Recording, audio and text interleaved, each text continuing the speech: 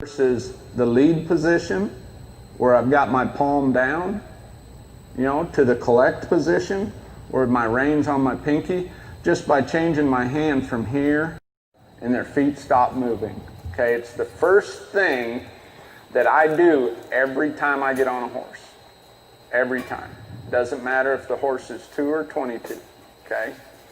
The reason is, if every time your horse feels your weight in the stirrup and your butt hits the saddle, if you do an exercise, first thing that stimulates the thinking side of their brain, okay, before long when they see you coming, they're going to start using the thinking side of their brain. When they feel your foot in the stirrup, they're going to start using the thinking side of their brain because they're anticipators, right?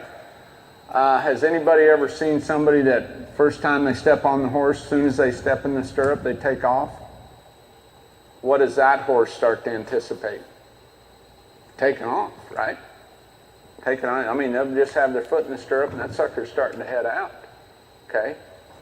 Well, nothing wrong with either one of them. I mean, I don't want my horse taking off when I step up on them. And nobody I train a horse for or sell a horse to wants that. But if that's what you want your horse to do and you train him to do that, that's fine, I guess. But my point being, use that anticipation to your advantage. Okay? Seems like a brutally simple exercise, but it starts to set the tone for your whole training session. Okay? When I flex my horse laterally, I'm just going to pick up on my reins. My first step is I'm going to run my hand down my rein. Okay? Second step, my offhand goes to the horn and I push. Here's something that there's a big difference between putting your hand, the heel of your hand on the back of your horn and pushing, or grabbing your horn like this. When you grab your horn like this, it rolls your pelvis forward, okay, and your feet go back, okay? When you put the heel of your hand on the back of the horn and push, slides those hips under you. If I'm roping, working a barrel horse, I want to develop that muscle memory of my hips sliding underneath me. This doesn't help you. This right here makes your horse front end loaded. I don't ever want my horse front end loaded. I don't, it's like going into a turn, leaning into a turn and dropping your left shoulder. Anytime you do that, the majority of your horse's weight is going to be on that left front leg. Well, then what happens? Either the back end spins out or the back end has to chase the front end around. It's much slower than if your horse is balanced on its hindquarters and that front end's moving, okay? That's the fastest way to make a turn and keep your forward motion, okay? So, seems like a little thing, and it's going to be really hard for everybody to do this if you haven't done it before. But step 1 is your hand goes down the rein. Step 2, my offhand goes to the horn. Now you can keep a hold of your rein if you want, but like those of you that have split reins, there's nothing wrong with split reins. I love split reins. But don't make sure you have enough slack in your outside rein that you're not sending another signal. Okay? Let's keep it as simple as possible. Okay? Step 1, my hand goes down my rein. I don't ask for their nose yet. Step 2, offhand goes to the horn. Okay? Step 3, I push on that horn and sit. Step 3, I push on that horn, push down on my heels. Step 4, I just bring my rein to my leg. When his feet stop moving and he gets off the bridle, I release. Okay? I know standing here doing a lateral flex, you don't need to hold on to the saddle horn to stay on when we're sitting still, but here's where it's going to pay off, okay? The third exercise we're going to do is going to be a one-rein stop.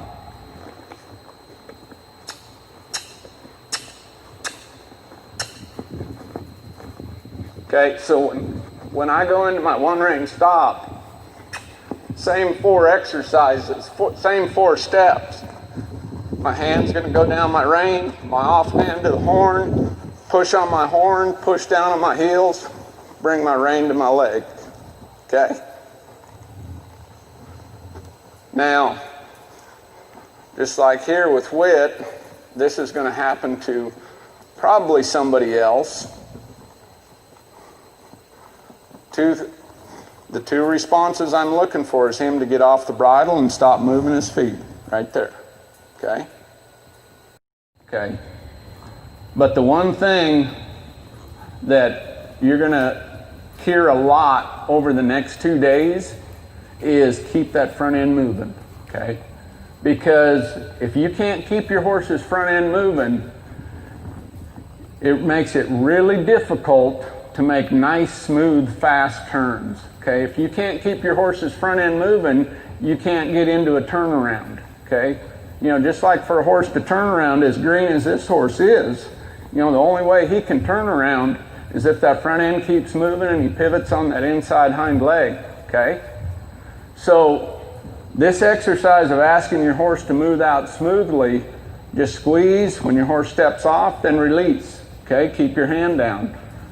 The next exercise we're going to go into after this is the one rein stop, okay? So we're going to put our hand down, squeeze our horse. Here again, same hand positions as a lateral flex, okay? We're going to do it at a walk.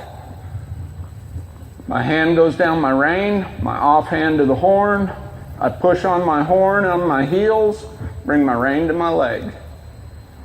I'm going to have a little more weight in my outside stirrup than my inside stirrup. I'm going to wait for those two responses. I want my horse's feet to quit moving and him to get off the bridle.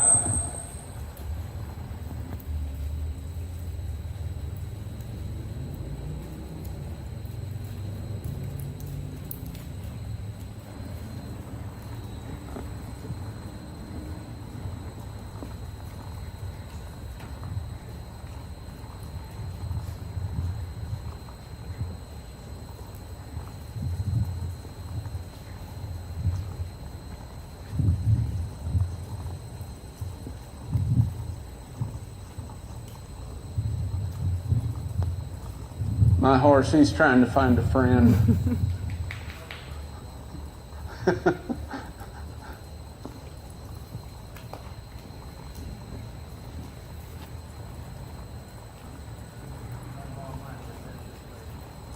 Yeah, I got to find a friend. Okay, there we stopped.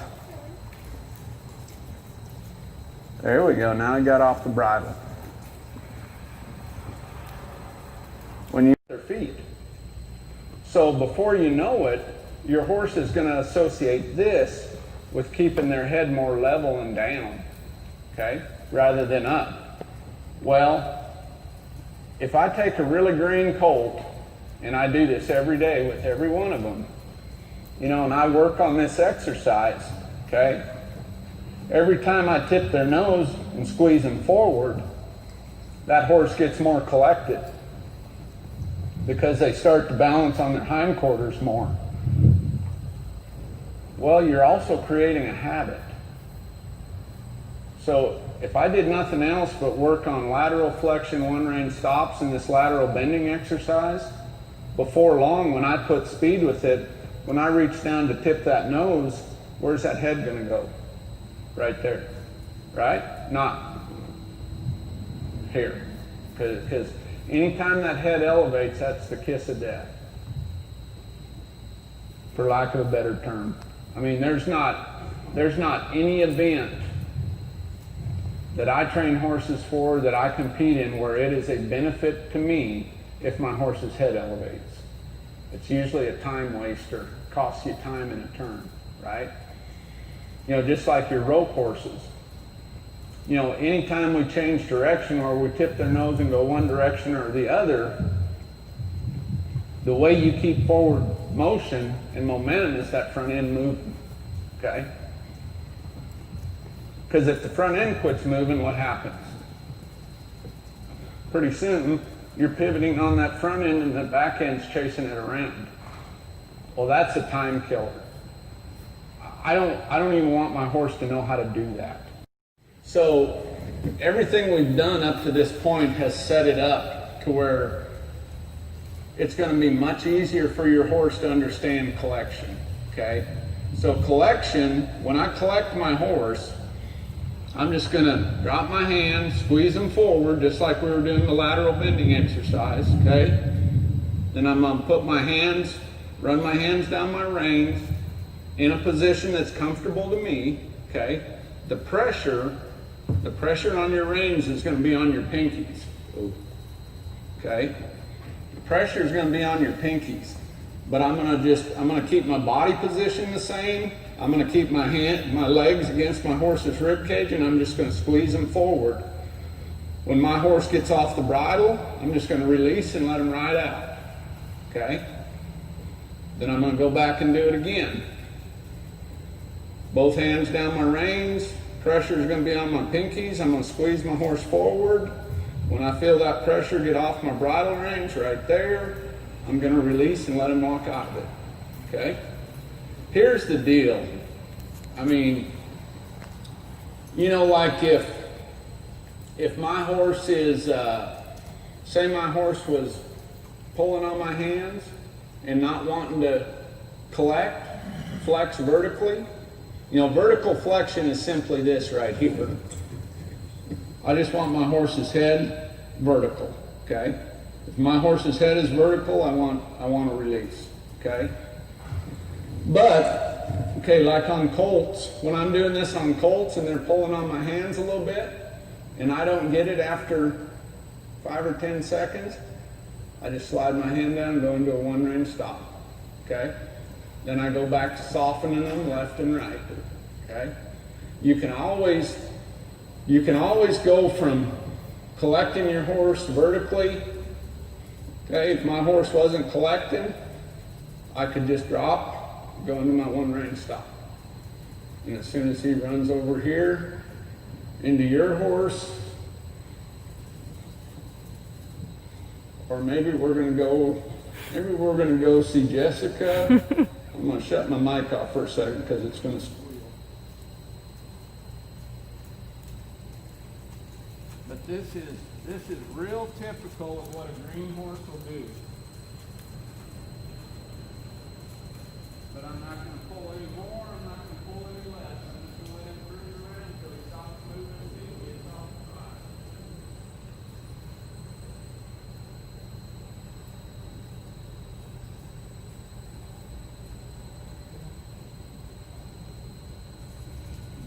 I promise you, if you come back Sunday, you'll be quiet.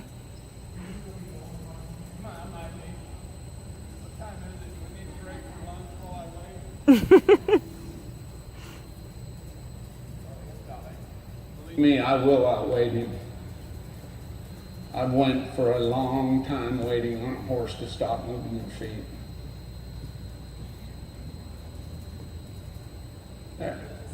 There, see? When that happens, it's real easy to get frustrated. You just can't. You just gotta, the bigger deal you make of it, the more anxiety you cause. Or if you stay hooked, you build confidence and they give you that opportunity to release, okay? Now this horse, you can tell, he's got a little of that in him. Like he was kind of a turd when I bought him. First time I ever got on him, the first thing he did was run to the fence and pin me next to it, had me pinned to the fence. So they were having a little issue with him. But that's what I do. I buy problems because they're cheap, and then I fix them. Okay. So, when you're collecting your horse, if you have to slide into a one-range stop, do it. Do it. Okay. But everything we've done so far has what? Stimulated that thinking side of their brain and made our horse round in their back, soft in their head, neck, and shoulders, right? When you do a one-range stop, a horse has to be soft in all 5 body parts because they have to flex in their rib cage, okay? And they got to balance on their hindquarters. When you do a one-range stop, that outside leg is the brace leg because that outside leg is the leg that keeps them from what? Rolling over. Tipping over, right? That inside leg's your pivot foot. That's why that exercise is so great for helping a horse to understand turning, okay? Because the easiest thing for them to do is have their body position in that spot to where they can turn. You see what I mean? So, but ideally, everything we do is when we reach down those reins, we want that horse, what, coming back, okay? And with speed, the reason it's so, you know, we can do these exercises 3 or 4 times and we're like, yeah, my horse does it pretty good. But what happens if you don't do it 400 or 500 times, when you put the speed with it, that foundation is not going to be strong enough to override that reactive response that we've asked for with that run, right? You know, that little pause and then a move. I want everything to flow, okay? No matter what I'm doing, okay? So like when I move my horse's shoulders, I'm gonna start out and just ride my horse off and collect it, okay? Then when I move my horse's shoulders, I'm just simply gonna move one hand. I'm gonna put one hand in the lead position, one hand in the collect position, move my horse, and then go forward again, okay? So when I move this horse's shoulders, I've got width collected, okay? My hands in the collect position. I'm going to move his shoulders to the right, okay? When that movement, and that's not a big deal, but you have to have great control of shoulders, okay? But when I make that step, I want to make that step and move forward. Here again, it's all about keeping that forward motion, because, well, just like in the rope. Okay, calf steps left or steps right? Big deal. Your horse needs to go. Not. Right? That's the killer in the rope. They got it. Same way in railroad. You need to step over one step, go to the second, you need to be able to do it and be done. It shouldn't take 3 strides. Right? And if we practice that way, you know, you practice, just like here, you know, just, I'm going to step this horse's shoulder over to the left one step, just right one step. I don't want there to be a big pause in there. You know, I'm going to use my outside rein, okay? If I'm going to the left, I'm going to use my outside rein a little bit, but I want that horse, I'm going to use that rein where I'm going to pick that nose. I don't want that big. I don't want that right there. I want to keep everything low. Smooth. Smooth is always fast. Smooth is always fast. Keep your hands down. Keep your hands down, because when the lower you can keep your hands, the more round your horse is going to be in their back. Does that make sense? Okay? So the more we can stay sat down and we stay out of this position. When I go to yield my horse a hindquarter, if I'm going to yield my horse a hindquarter to the right, okay, I'm just going to lightly pick up on the inside rein, okay, keep my elbow in. He knows it's coming, so he's getting ready, okay. I'm going to pick up on the inside rein. So if I want my hindquarter to yield to the right, what should I do with this stuff? Open that door, right? Just get it out of the way. No, you don't have to get it out of the way like that, or nothing, but just get it out of the way a little bit. So I'm going to pick up on this rein. Stop.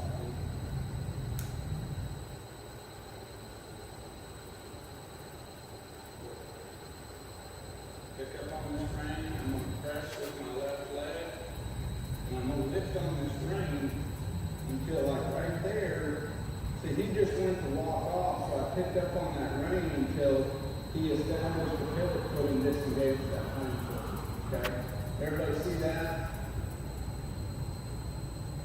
If I go to ask for that hind quarter disengagement and he just goes to walk off, I'm going to lift on that rein a little more. Okay? Like right there, it was good. I picked up on that rein, put my leg against that rib cage. One thing you want to think about quarter disengagement. As soon as you feel that hind quarter start to disengage, release. Don't wait till both feet hit the ground, because then we're too late. Okay? So just like here, when I pick up, he disengages, release.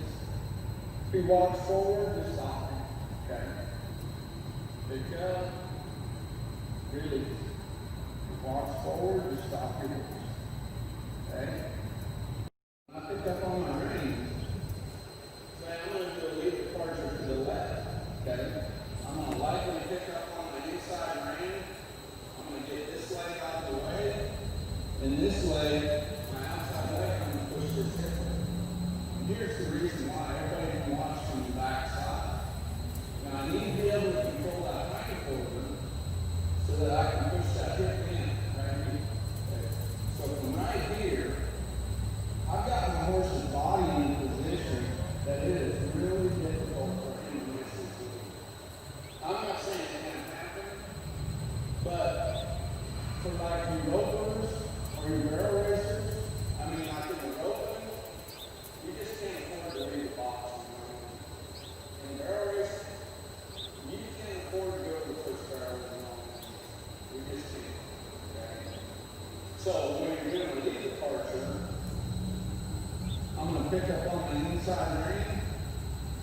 And anybody know why I would pick up on the inside rein like that? Same reason as we're doing with the hind quarter disengagement. When I pick up on my inside rein, if I pick up on this left rein, okay, and my horse is sitting straight like this, if I pick up on that rein a little bit and it tilts him just a little bit to the right, which leg is going to have more weight on it? His right front foot or his left front foot?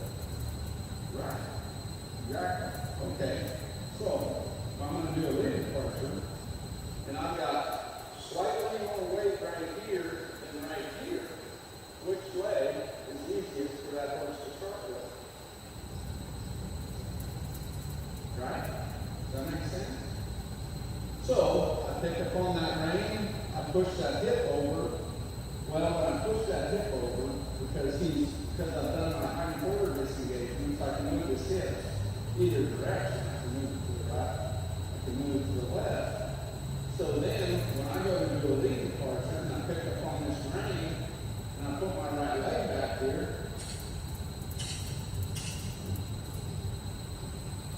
it is up. I mean, I'm not saying a horse can't miss his lead, but boy, it's really hard for him to miss his lead. That when we ask, we can slow their feet down, stop their feet, right? So when you think about it, that simple stop, back up, change direction covers both of those, right? Controlling speed and direction.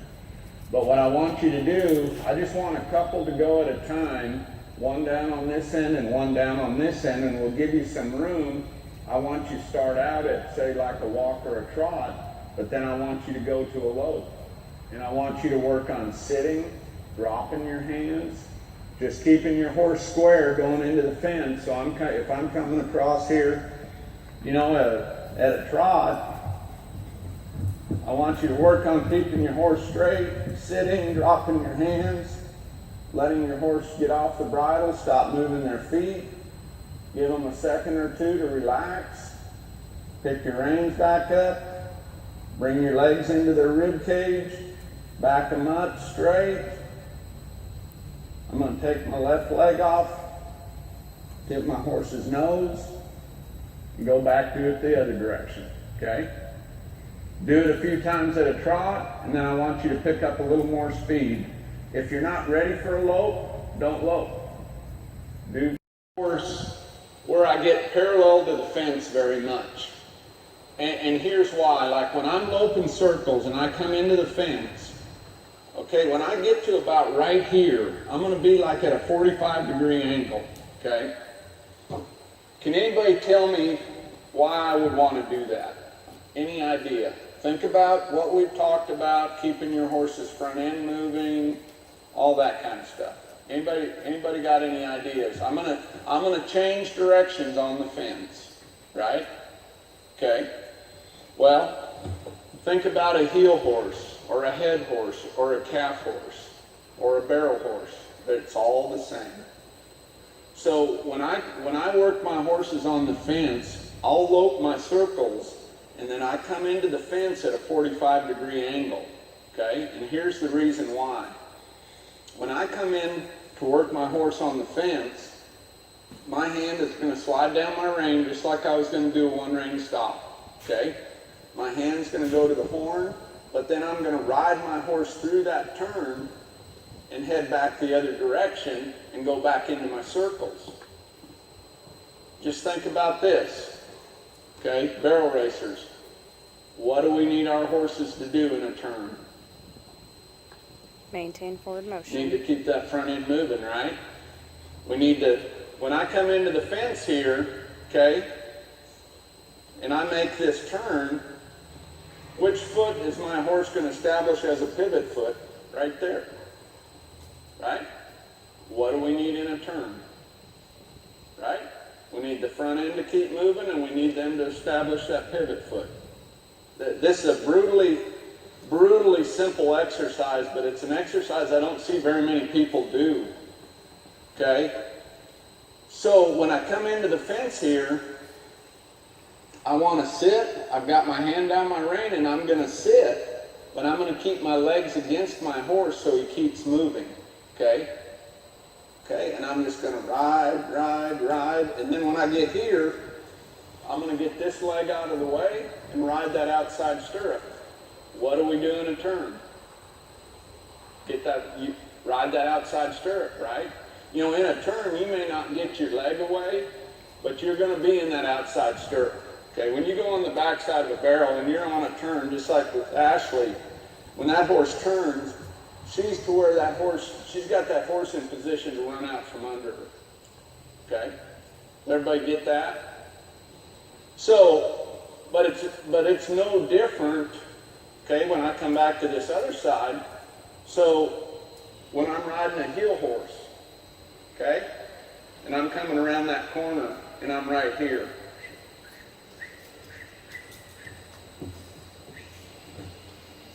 Same way I ride a heel horse.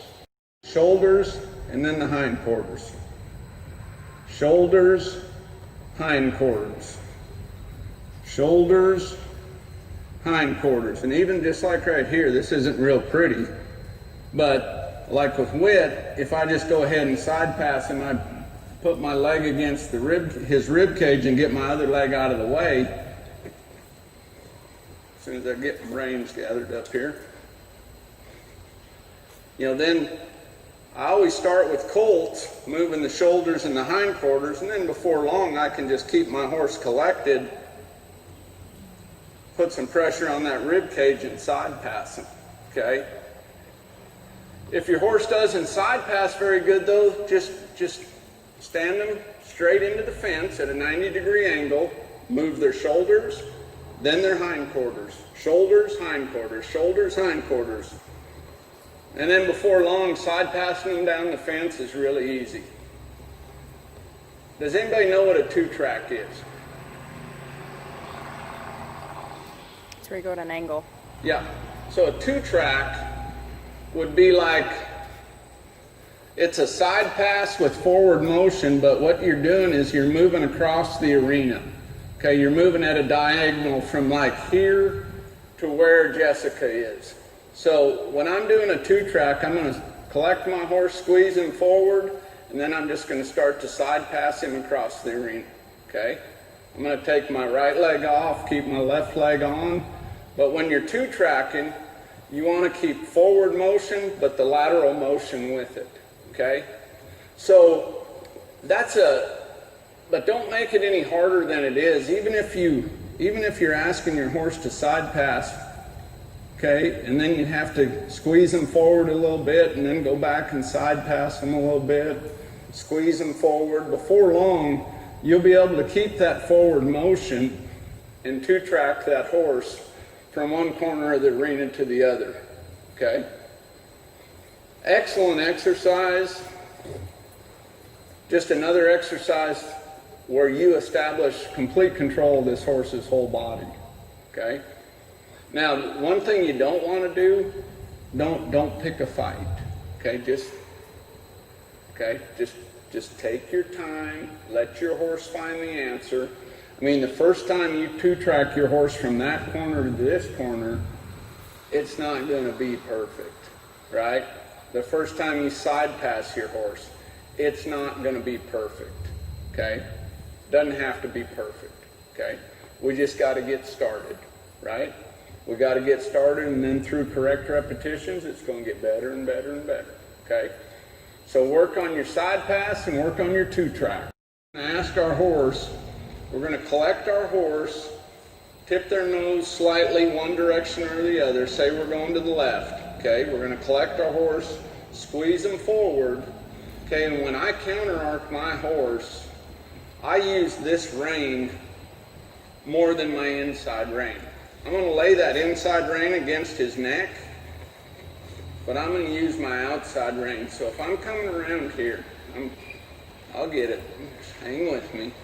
So if I'm coming around here and I want to counter arc my horse, my hands are going to make this change right here. My hands are going to be like this, okay?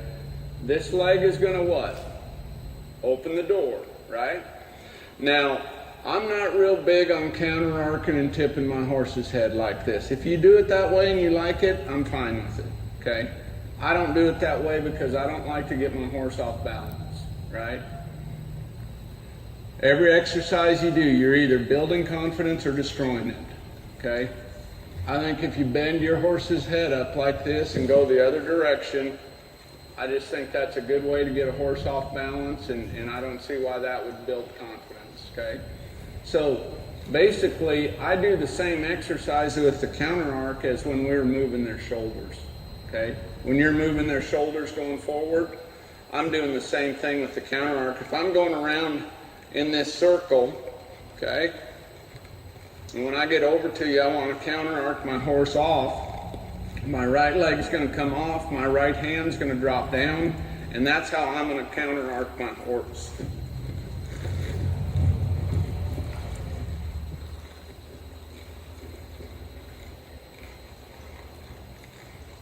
He kind of needed that.